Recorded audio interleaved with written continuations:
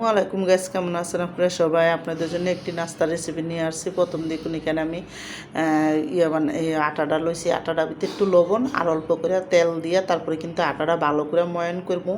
আর ময়ান করে সুন্দর করে তারপরে কিন্তু আমি এখানে হালকা ঠান্ডা পানি দিয়েই কিন্তু আটাটা সুন্দর করে একটা ডো বানাই দেবো।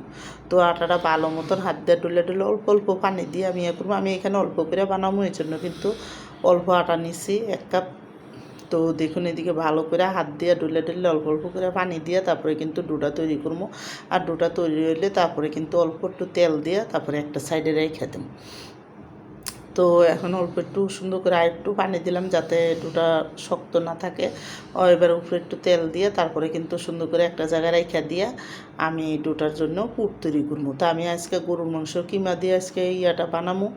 তো দেখুন নাস্তাটা, তো দেখুন এখানে কিন্তু মাংসটা আমি দেখুন কিমা করে নিছি, ব্লেন্ডারের ভিতরে একটু করে কিমা করে নিছি। এবারে মাংসটার মধ্যে বেশি করে কটা পেঁয়াজ, কাঁচামরিচ, একটু টমাটো সব কিছু দিয়ে একসাথে একটু 1 চামচ আদা রসুন বাটা আর অল্প করে কিন্তু এখানে আমি দেখুন আদা রসুন দিছি। আদা একবারে কম, মানে 1 চামচের কম হইব মরিচের গুঁড়া, 1 চামচের কম হইব ধনিয়ার গুঁড়া, 1 চামচ আমি গোলমরিচের গুঁড়া, 1 চামচ জিরার ফাঁকি আর অল্প করে একটু গরম মশলা আর স্বাদ মতো লবণ। তো সব কিছু দিয়ে এখন আমি ভালো করে দেখুন কিমাটারে একটু সুন্দর করে তেলের মধ্যে ভাজা ভাজা দিয়ে লমু আর ভালো করে ভাজা করবো যাতে সুন্দর মতন কিমাটা রান্না হয়ে যায়। তা আমি কিন্তু এখানে চুলার আঁচটা ভালো মতন কমায়া তারপরে কিন্তু রান্না করছি। আর এখানে দেখুন যখন হয়ে গেছে তখন আমি ধনিয়া পাতা দিয়ে কিমাটা নামাই দিই। তো এদিকে কিমাটা আমার হয়ে গেছে। এখন আমি একটা করে রুটি তৈরি করবো। একটু পাতলা হয়ে গেছে আমার রুটিটা, তো পাতলা করে রুটিটা তৈরি করে তারপরে কিন্তু আমি মাঝখান দিয়ে দেখুন এইভাবে কাটটা তারপরে কিন্তু আমি এখানে এই কিমার ভিতরে এখন আমি পুর ঢুকাই দেবো। তো আমার প্রথম কিমাটা একটু পাতলা হয়ে গেছিলো মানে রুটিটা, তো তখন পুরটা ঢুকাইলে পরে একটু হয়ে গেছিলো তো দেখুন এইভাবে করে আমি সুন্দর করে সাইডে করে তারপরে রেখে দেবো।